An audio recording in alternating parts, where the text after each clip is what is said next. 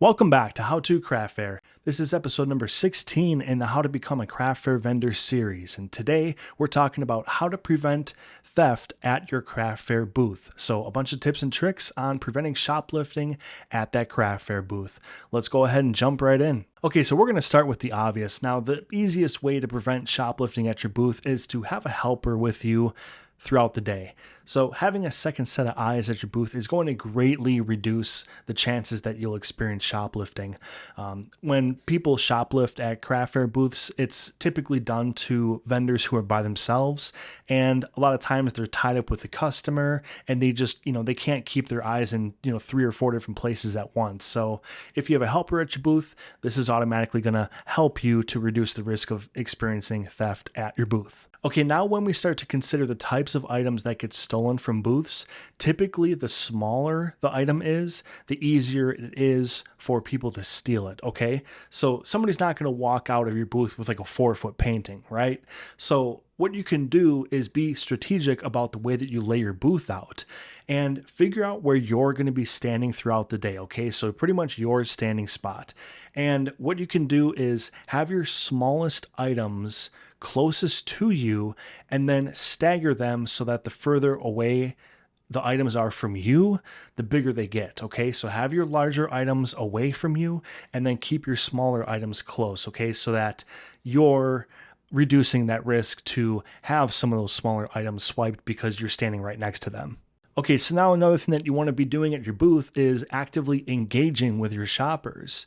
You don't want to get into any kind of a pattern or habit of not acknowledging or looking up and making eye contact with your shoppers, because if there is a bad apple walking around the event and they're looking for vendors who are vulnerable, vendors who don't make eye contact or say hello, they're kind of an easy target. So it gives them a bit of a green flag, all right? So yeah, like I said, acknowledge them.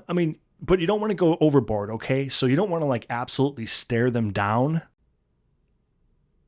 but you also want to be sure that you're finding that happy medium of at least acknowledging them. All right, so now another technique that you can use is visibility. And this is actually going to work in 2 different ways, all right? So the first way is to make sure that you can be seen from the shopper's perspective from as many parts of the booth as possible, all right? So this is another reason why you want to be standing at your booth instead of down in a chair and kind of slouching down in a chair and maybe even obstructed by the displays, okay?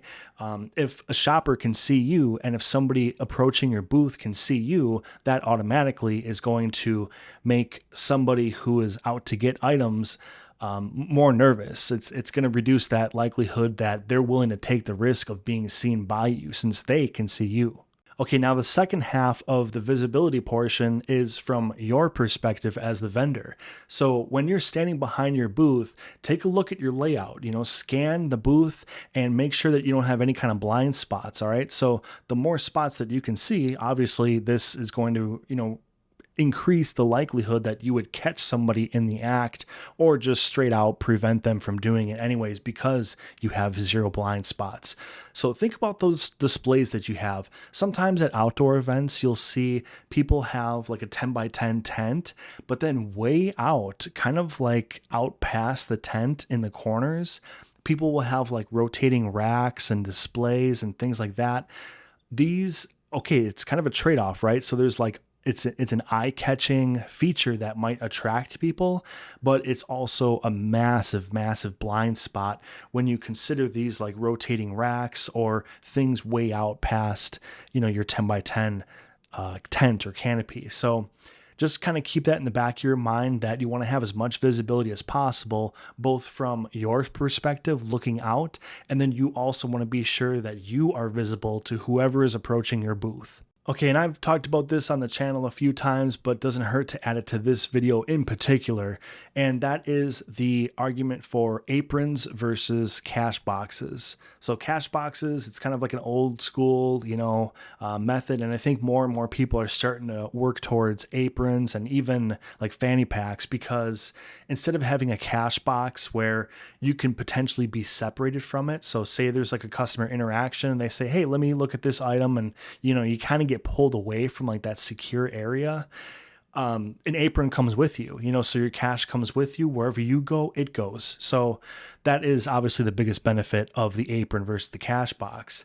And another thing is that with an apron, you're not having to kind of like safeguard the cash box. Okay. So like a cash box, you visibly have to kind of watch it. And when people get kind of close to it, it makes you a little bit nervous sometimes maybe, or, you start to think about it. And at a craft fair, you really have to keep like your mind free, and you want to keep like your distractions to a minimum so that when people ask you questions about your items or whatever, you're not worrying about stuff. You're ready for questions and you're engaged with whatever people are talking to you about. Okay. So a big reason why I like the apron is for that as well, is just because it's one less thing to worry about in your head when you already have so much going on the day of an event.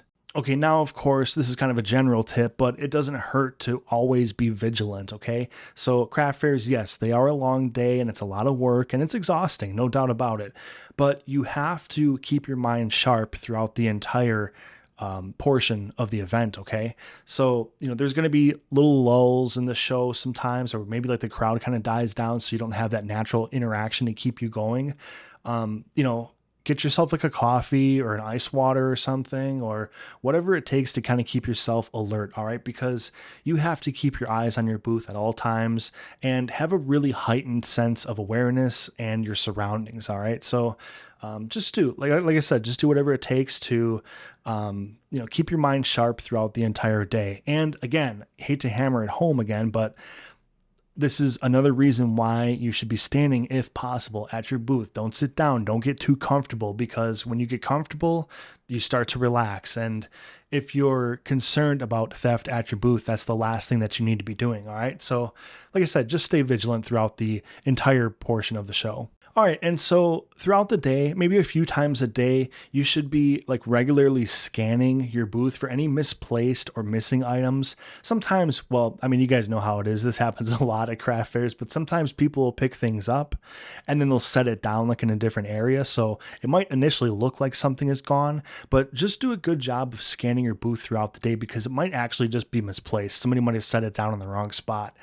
But this is something that you should be doing regardless, okay? Whether you suspect something is gone or whatever, you should always be kind of just looking at the booth, and it can kind of be like a 2-in-1 activity where you're replenishing your stock that you've sold throughout the day, but then you can also be looking for misplaced and missing items. Now, if you do happen to come across something that you can confirm has been taken from your booth, you have to notify the event organizer as soon as possible, okay? Because the organizer wants to know these things. And a lot of times what to do is give other vendors like a heads up to kind of be on high alert. And they'll ask you, if you remember like what time it happened to go missing or things like that. And that's another reason why you want to do these like regular scans at your booth, so that you can catch it kind of in a reasonable window of time that it actually happens, okay? Like you don't want to wait till the end of the day and be like, oh, why is that gone? I didn't sell that, So again, the regular scans is, you should be doing that. I would say at least every hour or two, like conservatively. And if you happen to notice something, you have to let the organizer know, and hopefully they get the word out to other vendors so that the other vendors can go on high alert to protect themselves. All right, so another tip is to be on high alert when you have multiple people in your booth, especially when one person is talking to you. So I've seen instances where one person, their job or their goal is to hold up the vendor like as long as possible with communication. So they'll start a conversation with them, they'll get them engaged, and they'll hope that their attention is just specifically on them, while the other person is in the background, and they're taking something from your booth. All right, so just because you have somebody talking to you at your booth doesn't mean that you should disengage from everything else that's happening around you. You should still be on high alert for people in the area, okay? So again, this just kind of falls back on raising your sense of awareness so that you're paying attention to not just the person that you're engaging with, but everybody that's in your booth. All right, so now the next couple of things I would consider basically last resorts, okay? So what we've talked about in this video so far, make sure that you're exhausting all of those measures before you consider the following, okay? And the first is a sign that says you're on camera. Now, this is pretty extreme, right? And again, this typically only occurs with booths that are experiencing very heavy levels of theft. And what we've mentioned above, they've tried it and it's not working. And basically it's like a Hail Mary attempt to be like, look, like you're not stealing from this booth. So it can be frustrating to be in that spot as a vendor. What do I do? Like, how do I protect my items and how do I protect my profits? And I don't want to have anything stolen. So they kind of like resort to these extreme measures. It is going to deter some level of shoplifting, this particular sign, but there are going to be a lot of negative impacts that are probably going to outweigh the positive impacts. Okay. You're likely to make innocent shoppers feel uncomfortable or maybe even a little bit like creeped out, like you're on camera, it's like, so like, that's not the kind of sign that you would see at a craft fair. That's the kind of sign you would see at like a sketchy convenience store in a dicey neighborhood. You know what I mean?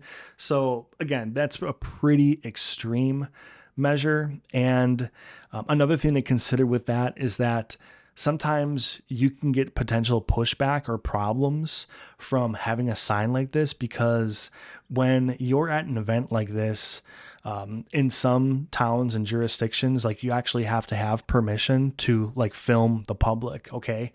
And even if you aren't actually like filming anybody and you just have the sign, like this can lead to some potential headaches. Like people see stuff like this and they get really, really like sketched out and uncomfortable. Okay.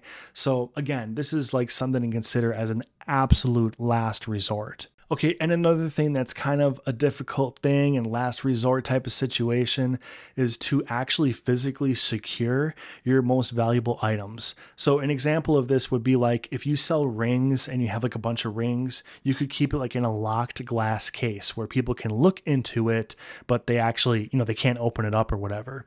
So it's going to obviously have a very negative impact on the interaction at your booth, because when people are able to physically hold items and touch them and look them, and maybe they can put it on if it's like, a piece of jewelry or clothing or whatever, when people aren't able to do that, it makes it a lot harder to convert browsers into buyers. Okay. When you take that element away and when you strip that ability for people to come in contact with your items, it's a lot tougher. So that is something to consider as a big, big drawback. So again, those are a couple of last resort measures that you can take. When it comes to shoplifting, it's a very unfortunate aspect of craft fairs, okay? And it's never going to go away 100%, but I think if every vendor was doing everything that was like mentioned above and before, like the last resort measures, I think vendors would be in a really good situation. And the easiest one that you can do to, I don't want to say guarantee, but I mean really greatly reduce the risk, is to have the helper. And I understand that sometimes it's hard, sometimes it's, people work or people have other responsibilities and stuff like that. But again, if you're the type of vendor who has a lot of troubles with theft, that is a big, big help, is to have that second set of eyes at your booth. Okay. I hope that you liked the video. I think this is one of those videos where I'm hoping for some discussion in the comment section so that we can add some more tips to this.